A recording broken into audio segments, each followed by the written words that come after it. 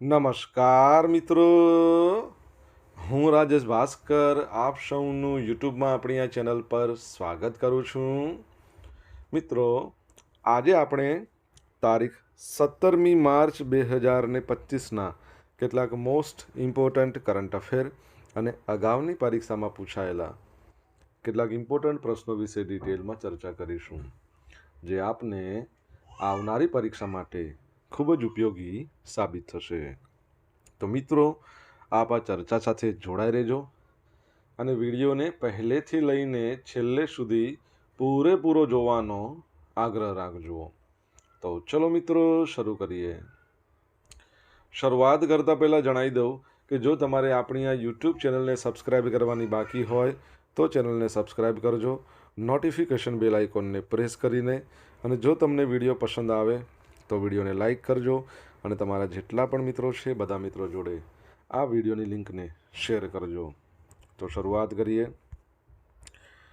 સૌપ્રથમ જોઈશું અગાઉની પરીક્ષામાં પૂછાયેલા મહત્ત્વના દિવસોના પ્રશ્નો, જેના જવાબો તમારે મને કમેન્ટ બોક્સમાં લખીને જણાવવાના છે. અને વિડીયોના લાસ્ટમાં જ્યારે હું તમને આ દરેક પ્રશ્નના જવાબ જણાવું ત્યારે તમારે ચેક કરવાનું છે કે તમે આપેલા પ્રશ્નોના જવાબમાંથી કેટલા પ્રશ્નોના જવાબ સાચા છે. અને જેટલા પણ પ્રશ્નોના જવાબ સાચા હોય એનો આંકડો તમારે કમેન્ટમાં લખવાનો કે 10માંથી આટલા સાચા છે. ડેઇલી જીકે ટેસ્ટમાં આપણે રોજ 10 પ્રશ્નો પૂછીએ છીએ, જેમાંથી 5 પ્રશ્નો એ મહત્ત્વના દિવસોના છે. બાકીના જે 5 પ્રશ્નો છે એ ગુજરાતના ઇતિહાસના પ્રશ્નો છે. તો તમે તમારા આન્સર આપવાની છે કમેન્ટ બોક્સમાં, અને હું આજના કરંટ અફેરનો પ્રથમ પ્રશ્ન છે એની શરૂઆત કરું છું. આજનો પ્રથમ પ્રશ્ન છે કે ગુજરાતમાં કયા શહેરમાં સૌ પ્રથમ રબર કમ બેરેજ બ્રિજ બનાવવામાં આવી રહ્યો છે? તો જવાબ આવશે અમદાવાદ ખાતે. કઈ જગ્યાએ? અમદાવાદમાં. તો અમદાવાદમાં સાબરમતી નદી પર 367 કરોડના ખર્ચે ગુજરાતના પ્રથમ રબર કમ બેરેજ બ્રિજનું નિર્માણ થઈ રહ્યું છે. પશ્ચિમમાં સાબરમતી અચર અને પૂર્વમાં કેમ્પ સદર બજાર, એના વચ્ચે સાબરમતી નદી પર 1 કિલોમીટર લંબાઈનો 1048.08 મીટરનો આપણે કહી શકીએ 6 લેનનો પુલ બનાવવામાં આવશે. બ્રિજની બંને બાજુએ રિવરફ્રન્ટ રોડ પરથી એપ્રોચ બ્રિજ બનાવવામાં આવશે, જે તેને મુખ્ય પુલ સાથે જોડશે. બ્રિજના નિર્માણ બાદ સાબરમતીથી કેમ્પ સદર બજાર જઈને એરપોર્ટ સુધી પહોંચવામાં સરળતા રહેશે. આ પ્રોજેક્ટ એપ્રિલ 2027 સુધીમાં પૂર્ણ થવાની સંભાવના છે. બેરેજ કમ બ્રિજના રબર બેરેજનું સંચાલન અને જાળવણી ઓટોમેટિક કંટ્રોલ સિસ્ટમ પર આધારિત છે, અને તે મુજબ એક અનોખો એરફિલ્ડ રબર બેરેજ બનાવવામાં આવશે. રબર પ્રકારના બેરેજનું કામ ₹53.78 કરોડના ખર્ચે દક્ષિણ કોરિયાની કંપની છે યોઇલ એન્વિરોટેક પ્રાઇવેટ લિમિટેડ એને આપ્યું છે. અમદાવાદ શહેર માટે રો વોટર સ્ટોરેજ અને રોડ નેટવર્ક અને સિવિલ અને સ્ટ્રીટ લાઇટના જે કામો છે રાજકમલ બિલ્ડર ઇન્ફ્રાસ્ટ્રક્ચર દ્વારા કરવામાં આવશે. બ્રિજનો મધ્ય ભાગ 126 મીટરની લંબાઈ સાથે લોખંડની કમાન પ્રકારનો હશે, અને બંને બાજુના 42 મીટરના ભાગો સસ્પેન્ડેડ કમાન પ્રકારના હશે. બાકીના ભાગો સ્ટ્રેટ બોક્સ પ્રકારના ગર્ડર પ્રકારના હશે. તમને ખ્યાલ છે, આપણે ભૂતકાળમાં ભણ્યા હતા કે આપણા ભારતની અંદર દરિયા પર પ્રથમ ગ્લાસનો બનેલો બ્રિજ બનાવવામાં આવ્યો છે. કઈ જગ્યાએ બનાવવામાં આવ્યો છે? તમને આન્સર આવડતો હોય તો તમે કમેન્ટ બોક્સમાં લખીને જણાવી શકો છો. તાજેતરમાં મણિપુર યુનિવર્સિટીના પ્રાણીશાસ્ત્ર વિભાગમાં નવી વિકસિત મહસીર હેચરી અને ઇચ્થિયોલોજી અને જળચર પ્રયોગશાળાનું ઉદ્ઘાટન કોણે કર્યું છે? તો જવાબ શું આવશે? અજય ભલ્લા. કોણે કર્યું છે? અજય ભલ્લા. તો મણિપુરના રાજ્યપાલ છે અજય ભલ્લા. તો એમણે ઇમ્ફાલમાં મણિપુર યુનિવર્સિટીના પ્રાણીશાસ્ત્ર વિભાગમાં નવી વિકસિત મહસીર હેચરી અને ઇચ્થિયોલોજી જળચર ઉછેર પ્રયોગશાળાનું ઉદ્ઘાટન કર્યું છે. આ પ્રયોગશાળા ઉત્તરાખંડના ભીમતાલ સ્થિત ICAR central institute of cold water fisheries research અને જે મણિપુર યુનિવર્સિટી છે એના દ્વારા સંયુક્ત રીતે વિકસાવવામાં આવી છે. ઉદ્ઘાટન સમારોહ છે એને સંબોધતા રાજ્યપાલે કહ્યું કે માછલી હંમેશા આપણી સંસ્કૃતિનો અભિન્ન ભાગ રહી છે, અને મણિપુરના આર્થિક વિકાસ માટે મત્સ્ય ઉદ્યોગ ક્ષેત્રને મજબૂત બનાવવું ખૂબ જ મહત્વપૂર્ણ છે. તેમણે કહ્યું કે રાજ્યમાં તળાવો, નદીઓ, જળાશયો જેવા વિપુલ પ્રમાણમાં જળસંગ્રહ છે અને તેથી સમૃદ્ધ મત્સ્ય ઉદ્યોગ વિકસાવવાની અપાર સંભાવનાઓ છે.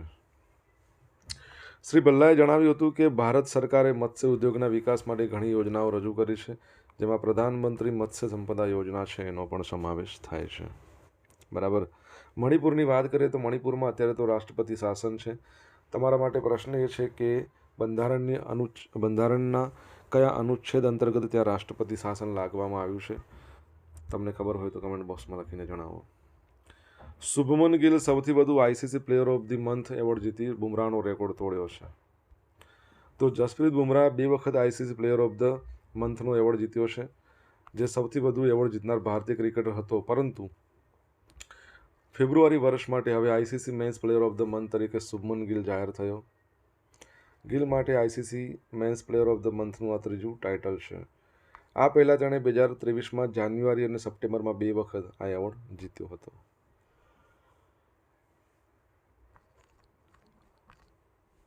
આઈસીસી ઇન્ટરનેશનલ ક્રિકેટ કાઉન્સિલની વાત કરીએ. 1909માં એની સ્થાપના થઈ. હેડક્વાર્ટર એનું દુબઈમાં છે અને એના ચેરમેન ભારતના છે. તમને ખબર હોય તો તમે કમેન્ટ બોક્સમાં લખીને જણાવી શકો છો. મિત્રો, વિડીયો પસંદ આવ્યો હોય, ભણવાની મજા આવી હોય તો વિડીયોને લાઇક કરજો. તમારા મિત્રો જોડે વિડીયોની લિંકને શેર કરજો. આપણી બંને યુટ્યુબ ચેનલ રાજેશ ભાસ્કર 2 એને સબસ્ક્રાઈબ કરવાની બાકી હોય તો સબસ્ક્રાઈબ કરજો. નોટિફિકેશન બેલ આઇકોનને પ્રેસ કરીને. જો તમારે ડેલી કરંટ અફેરની પીડીએફ જોઈતી હોય તો આપણી ટેલિગ્રામ ચેનલ છે રાજેશ ભાસ્કર નામની, તો ટેલિગ્રામ ચેનલને જોઈન કરી દો. અહીંયા તમને ડેલી કરંટ અફેરની પીડીએફ મળશે, સાથે સાથે પોલ્સ પણ રમવા મળશે. તાજેતરમાં કોણે વુમન્સ પ્રીમિયર લીગ 2025નો ખિતાબ જીત્યો છે? તો જવાબ આવશે મુંબઈ ઇન્ડિયન્સ. બરાબર છે. બીજી વખત એમણે આ ખિતાબ જીત્યો છે. તો અત્યાર સુધીમાં વુમન્સ પ્રીમિયર લીગની 3 સિરીઝ યોજાઈ ગઈ, જેમાં મુંબઈ ઇન્ડિયન્સે 3 વર્ષમાં બીજી વખત વુમન્સ પ્રીમિયર લીગનો ખિતાબ જીત્યો છે. ફાઇનલમાં ટીમે દિલ્હી કેપિટલ્સને 8 રને હરાવ્યું. તમે જો, દિલ્હી સતત ત્રીજી વખત રનરઅપ રહ્યું છે. 3 વખત દિલ્હી ફાઇનલમાં આવ્યું ને 3 વખત હાર્યું છે. પણ એનું કામ જોરદાર કહેવાય ને. 3 વખત ફાઇનલમાં આવવું બહુ મોટી વાત છે. મુંબઈમાં આવેલું છે બેબ્રોન સ્ટેડિયમ. ત્યાં 7 વિકેટ ગુમાવીને 149 રન કર્યા હતા મુંબઈ ઇન્ડિયન્સે. દિલ્હીની ટીમ 141 રન બનાવી શકી હતી. 8 રને હારી ગઈ છે. મુંબઈના કેપ્ટન કોણ છે? હરમનપ્રીત કૌર. એમણે એક મહત્વપૂર્ણ ક્ષણે 50 ફટકારી. તેમણે નતાલી સાયવર બ્રન્ટ સાથે 89 રનની મહત્વપૂર્ણ ભાગીદારી કરી. સેવર બ્રન્ટે બોલિંગમાં 3 વિકેટ લીધી અને પોતાની ટીમને કમબેક કરાવી અપાવી.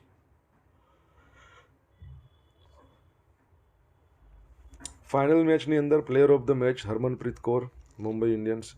Player of the series Nat Sciver Brunt, Mumbai Indians. સૌથી વધુ run Nat Sciver Brunt 523 run. સૌથી વધુ wicket Amelia Kerr, Mumbai Indians, અને હેલી મેથ્યુઝ એ પણ મુંબઈ ઇન્ડિયન્સ. બંને 18 વિકેટ લીધી છે. બરાબર છે. તો એ યાદ રાખજો. ઓકે, ચલો. તાજેતરમાં કયા રાજ્ય અથવા યુટીમાં આયુષ્યમાન ભારત પ્રધાનમંત્રી જન આરોગ્ય યોજના લાગુ કરવામાં આવશે? તમારા માટે એક પ્રશ્ન. આપણે WPLનું ભણ્યા ને, આઈપીએલની વાત કરીએ તો આઈપીએલની ફાઇનલ મેચ ક્યાં રમાવાની છે, જે તેનું 18મા નંબરનું સંસ્કરણ છે? કમેન્ટમાં લખો. તો દિલ્હી છે, એમાં પણ હવે આયુષ્યમાન ભારત યોજના લાગુ કરવામાં આવશે, કેમ કે દિલ્હીમાં પણ હવે બીજેપીની સરકાર આવી ગઈ છે. તો આયુષ્યમાન ભારત પ્રધાનમંત્રી જન આરોગ્ય યોજના ટૂંક સમયમાં દિલ્હીમાં લાગુ થવા જઈ રહી છે. 18મી માર્ચે કેન્દ્રીય આરોગ્ય મંત્રી જેપી નડ્ડાની હાજરીમાં દિલ્હી સરકાર અને રાષ્ટ્રીય આરોગ્ય સત્તામંડળ છે એમના વચ્ચે એક સમજૂતી કરાર પર હસ્તાક્ષર કરવામાં આવશે. અને આની સાથે જ દિલ્હી આ યોજના અપનાવનાર 35મું રાજ્ય અથવા તો કેન્દ્ર શાસિત પ્રદેશ બનશે. આ દરમિયાન દિલ્હીના 5 પરિવારોને પહેલીવાર આયુષ્યમાન ભારત યોજનાના લાભાર્થી કાર્ડ આપવામાં આવશે. આ યોજનાના અમલીકરણ પછી દિલ્હીમાં આર્થિક રીતે નબળા લોકોને 5 લાખ રૂપિયા સુધીની મફત સારવારની સુવિધા મળશે. આ ઉપરાંત દિલ્હી સરકાર 5 લાખ રૂપિયા સુધીની વધારાની સહાય પણ આપશે, જે કુલ 10 લાખ રૂપિયા સુધી આરોગ્ય કવર પૂરું પાડશે. દેશભરમાં 55 કરોડ લોકો આ યોજનાનો લાભ લઈ રહ્યા છે. આયુષ્યમાન ભારત યોજના દેશના 12.37 કરોડ પરિવારોના લગભગ 55 કરોડ લોકોને મફત સારવારની સુવિધા પૂરી પાડી રહી છે. 29 ઓક્ટોબર 2024ના રોજ સરકારે તેના નિયમોમાં ફેરફાર કર્યા અને 70 વર્ષથી વધુ ઉંમરના વરિષ્ઠ નાગરિકોને પણ વાર્ષિક 10 લાખ રૂપિયા સુધીનું આરોગ્ય કવર પૂરું પાડવાનો નિર્ણય કર્યો છે. એકવાર હવે આ યોજના દિલ્હીમાં લાગુ થઈ ગયા પછી આખા ભારતમાં ફક્ત પશ્ચિમ બંગાળ એકમાત્ર રાજ્ય છે જેણે આ યોજના અપનાવી નથી. ભારતમાં ટોટલ 28 રાજ્યો અને 8 યુનિયન ટેરેટરી છે, એટલે ટોટલ 36 છે. એમાંથી આ 35મું તો કયું બન્યું? દિલ્હી. પરીક્ષામાં એવો પ્રશ્ન પૂછી શકે છે કયું રાજ્ય અથવા તો યુટી એ છેલ્લે પ્રધાનમંત્રી જન આરોગ્ય યોજના લાગુ કરી અથવા તો લાગુ કરનાર 35મું રાજ્ય કયું છે અથવા કયું રાજ્ય બાકી છે, આવો પ્રશ્ન પૂછાઈ શકે છે. તમારા માટે પ્રશ્ન કે આયુષ્યમાન ભારત જન આરોગ્ય યોજના કયા વર્ષમાં શરૂ કરવામાં આવી હતી? કમેન્ટ બોક્સમાં લખો જવાબ આવડે તો. IPL 2025માં દિલ્હી કેપિટલ્સનો કેપ્ટન અક્ષર પટેલ. બરાબર છે. કોણ છે? અક્ષર પટેલ. તો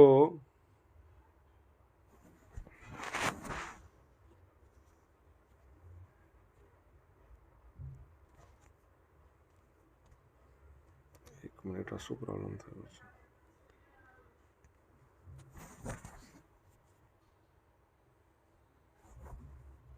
ઓકે, ચલો, ઓકે થઈ ગયું છે. અક્ષર પટેલ IPL 2025માં દિલ્હી કેપિટલ્સનો કેપ્ટન હશે. અક્ષરની સાથે KL રાહુલનું નામ પણ કેપ્ટનશીપની રેસમાં સામેલ હતું. બંને નામો પર વિચાર કરવામાં આવ્યા બાદ અંતે અક્ષર પટેલની ટીમની જવાબદારી સોંપવામાં આવી હતી. IPL 2025 એ 22મી માર્ચથી શરૂ થાય છે. અક્ષર પટેલ 2019ની ટીમનો ભાગ અને 2019થી દિલ્હી કેપિટલનો ભાગ છે. તે દિલ્હીનો સૌથી અનુભવી ખેલાડી છે. છેલ્લી 6 સિઝનમાં ટીમ માટે 82 મેચ રમી છે. 30ની સરેરાશથી 235 રન બનાવ્યા ઉપરાંત 7.65ની ઇકોનોમીથી 11 વિકેટ પણ લીધી છે. ઋષભ પંતની વાત કરીએ તો ઋષભ પંત પર એક મેચમાં ધીમી ઓવર માટે પ્રતિબંધ મૂકવામાં આવ્યો હતો, જ્યારે અક્ષર પટેલ ટીમનું નેતૃત્વ કરી ચૂક્યો હતો. બરાબર. તમારા માટે પ્રશ્ન, IPLની આપણે વાત કરી રહ્યા છીએ તો IPLમાં સૌથી વધુ વખત જીતનાર ટીમ કઈ છે? કમેન્ટ બોક્સમાં લખો જો તમને જવાબ આવડતો હોય તો.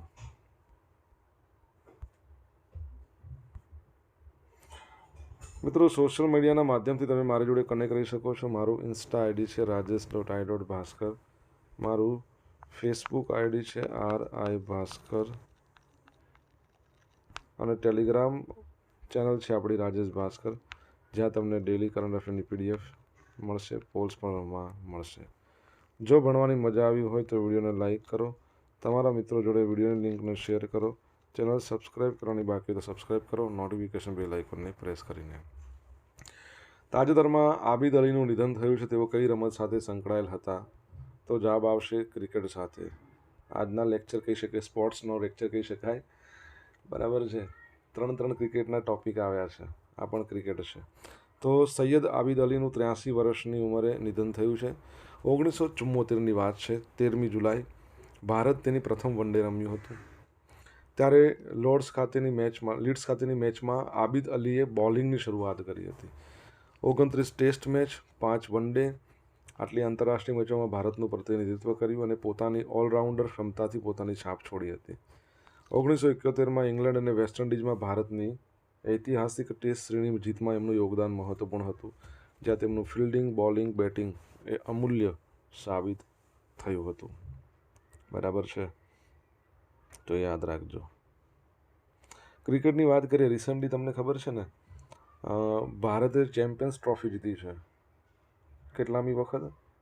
3જી વખત જીતી છે. કોને હરાવીને જીતી છે એ તમારે લખવાનું કમેન્ટ બોક્સમાં. કેન્દ્રીય મંત્રી શ્રી CR પાટીલ છે, એમણે ગંગા સંરક્ષણ પર ETFની 14મી બેઠકની અધ્યક્ષતા કરી. બરાબર છે. તો તાજેતરમાં જલશક્તિ મંત્રી છે CR પાટીલે ગંગા સંરક્ષણ પર એમ્પાવર્ડ ટાસ્ક ફોર્સ એટલે કે ETF એની 14મી બેઠકની અધ્યક્ષતા કરી, જેમાં સંકલિત અને ટેકનોલોજી સંચાલિત અભિગમ મારફતે નદીને સ્વચ્છ અને વધારે સ્થાયી બનાવવા સરકારની કટિબદ્ધતાની પુનઃપુષ્ટિ કરવામાં આવી છે. તેમણે ગંગાને નવજીવન આપવાના પોતાના વિઝન પર ભાર મૂકીને વિવિધ પ્રોજેક્ટના સમયસર અમલીકરણની જરૂરિયાત પર પણ ભાર મૂક્યો હતો. પ્રદૂષણ નિયંત્રણ માટે કડક પગલાં લેવાની જરૂર હતી અને આંતર મંત્રાલય સંકલન વધારવાની જરૂરિયાત પર પણ એમણે ભાર મૂક્યો હતો. બરાબર છે. તો યાદ રાખજો. અહીંયા ગંગાની વાત કરી, તમને ખબર છે ભારતની સૌથી લાંબી નદી તમને પૂછે તો ગંગા, બરાબર છે. ભારતમાં સૌથી લાંબી નદી કઈ છે જે વહે છે? ગંગા વહે છે, બરાબર. પણ પ્રશ્નની અંદર એવું લખ્યું હોય નીચેનામાંથી કઈ નદી સૌથી લાંબી છે, એમાં ગંગા, યમુના, ગોદાવરી, બ્રહ્મપુત્રા એવું લખ્યું હોય તો બ્રહ્મપુત્રા સૌથી લાંબી થાય. ગંગા માટે તમને ખબર છે national mission for clean Ganga છે, નમામિ ગંગે પ્રોજેક્ટ. તો એનો માસ્કોટ શું છે? પરીક્ષામાં આઈ થિંક 2 વાર તો પૂછાયો છે. તમને આન્સર આવડતો હોય તો કમેન્ટ બોક્સમાં લખીને જણાવો. હવે મિત્રો જોઈશું અગાઉની પરીક્ષામાં પૂછાયેલા મહત્ત્વના દિવસોના પ્રશ્નો. પહેલો પ્રશ્ન, રાષ્ટ્રીય શિક્ષક દિવસ આપણે ક્યારે ઉજવીએ છીએ? 5મી સપ્ટેમ્બર. ભારતના પ્રથમ જે વાઇસ પ્રેસિડેન્ટ હતા કોણ? ડૉક્ટર સર્વપલ્લી રાધાકૃષ્ણન, એમનો જન્મદિવસ છે. 5 ઓક્ટોબર છે વિશ્વ શિક્ષક દિવસ છે. 24 જાન્યુઆરી વિશ્વ શિક્ષણ દિવસ. 11 નવેમ્બર રાષ્ટ્રીય શિક્ષણ દિવસ. 8 સપ્ટેમ્બર આંતરરાષ્ટ્રીય સાક્ષરતા દિવસ. ભારતમાં 15મી ઓક્ટોબર વિશ્વ વિદ્યાર્થી દિવસ કઈ વિખ્યાત વ્યક્તિના માનમાં મનાવવામાં આવે છે? તો ડૉક્ટર APJ અબ્દુલ કલામ. સમગ્ર ભારતમાં 6 ડિસેમ્બરના રોજ મહાપરિનિર્વાણ દિવસ કોની યાદમાં મનાવવામાં આવે છે? તો ડૉક્ટર બાબા સાહેબ આંબેડકર. વિશ્વ ઓઝોન દિવસ ક્યારે મનાવવામાં આવે છે? 16મી સપ્ટેમ્બર. રાષ્ટ્રીય પ્રદૂષણ નિયંત્રણ દિવસ ક્યારે મનાવવામાં આવે છે? 2 ડિસેમ્બર. 2-3 ડિસેમ્બરની રાતે તમને ખબર હોય તો ભૂતકાળમાં ભોપાલ ગેસ ટ્રેજડી થઈ હતી. મિથાઇલ આઇસોસાયનેટ નામનો વાયુ ગેસ લીક થયો હતો. હવે જોઈશું અગાઉની પરીક્ષામાં પૂછાયેલા ગુજરાતના ઇતિહાસના પ્રશ્નો. પહેલો પ્રશ્ન, ગુજરાતમાં કયા મુખ્યમંત્રીના કાર્યકાળમાં ગોકુળ ગ્રામ યોજના અમલમાં મુકાઈ હતી? તો જવાબ આવશે કેશુભાઈ પટેલ. 1938માં સુરત જિલ્લાના હરિપુરામાં કોના અધ્યક્ષપદ હેઠળ કોંગ્રેસનું 51મું રાષ્ટ્રીય અધિવેશન યોજાયું? સુભાષચંદ્ર બોઝ.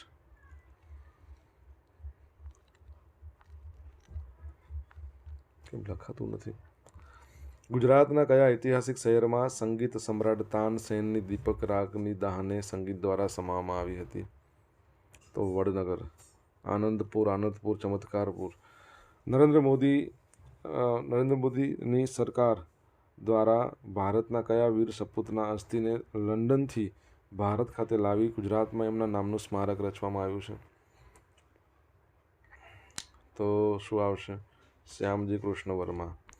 વનરાજ ચાવડા દ્વારા તેના મહામંત્રીની યાદના સ્મૃતિરૂપે કયું નગર વસાવ્યું છે? ચાંપાનેર.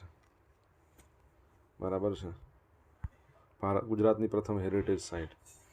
હવે મિત્રો જોઈશું ગઈકાલે પૂછેલા પ્રશ્નો. જવાબ. પહેલો પ્રશ્ન, નાણાકીય વર્ષ 2025-26 માટે ગાંધીનગર મહાનગરપાલિકાનું કેટલા કરોડનું બજેટ રજૂ થયું? 1744.21 કરોડ. પોતાનો સેટેલાઇટ ધરાવતું ભારતનું પ્રથમ રાજ્ય કયું બનશે? તો આસામ બનવાનું છે, બન્યું નથી ગયું. હવે મિત્રો જોઈશું આજે પૂછેલા પ્રશ્નોનો જવાબ. પહેલો પ્રશ્ન શું હતો? ભારતમાં દરિયા ઉપર બનાવવામાં આવેલ પ્રથમ ગ્લાસનો બ્રિજ ક્યાં છે?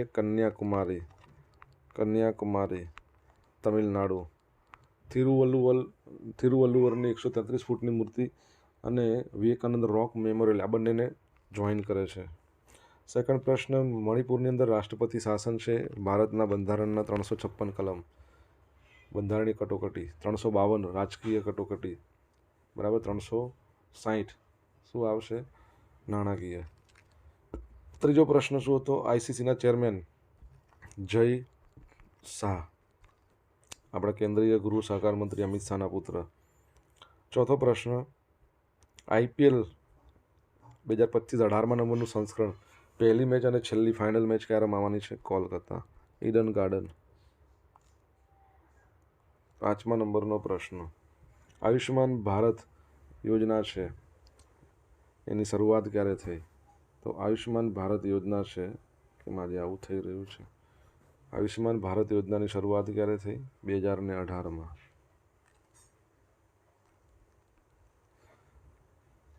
6ઠ્ઠા નંબરનો પ્રશ્ન, IPLમાં સૌથી વધારે વાર વિજેતા કોણ છે? મુંબઈ ઇન્ડિયન્સ અને ચેન્નઈ સુપર કિંગ.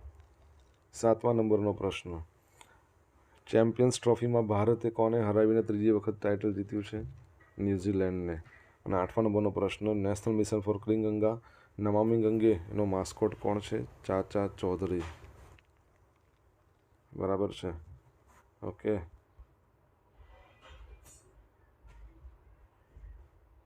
હવે મિત્રો જોશું ગઈકાલના કરંટ અફેરમાંથી પૂછેલા કેટલાક ઇમ્પોર્ટન્ટ પ્રશ્નો જેના જવાબો તમારે કમેન્ટ બોક્સમાં લખીને જણાવવાના છે. પહેલો પ્રશ્ન, સ્પીપાનું પ્રાદેશિક તાલીમ કેન્દ્ર ગુજરાતમાં ક્યાં શરૂ કરવામાં આવશે? ત્યારબાદનો સેકન્ડ પ્રશ્ન છે કે વેટલેન્ડ વાઇઝ યુઝ માટે રામસર એવોર્ડથી સન્માનિત થનારા પ્રથમ ભારતીય કોણ બન્યા છે? જો તમને જવાબ આવડતો હોય તો કમેન્ટ બોક્સમાં લખીને જણાવજો. તો મિત્રો આ હતા આજના દિવસના કેટલાક મોસ્ટ ઇમ્પોર્ટન્ટ કરંટ અફેર. સાથે આપણે જોયું અગાઉની પરીક્ષામાં પૂછાયેલા ઇમ્પોર્ટન્ટ પ્રશ્નો એના જવાબોની સાથે. આશા રાખું બધાને ભણવાની મજા પડી હશે. મજા પડી હોય તો વિડીયોને લાઇક કરજો. તમારા મિત્રો જોડે વિડીયોની લિંકને શેર કરજો. આપણી બંને યુટ્યુબ ચેનલ રાજેશ ભાસ્કર 2ને સબસ્ક્રાઈબ કરજો, નોટિફિકેશન બેલ આઇકોનને પ્રેસ કરીને. તો મિત્રો thank you so much for watching this video. Have a nice day. જય હિન્દ, જય ભારત, જય જય ગરવી ગુજરાત.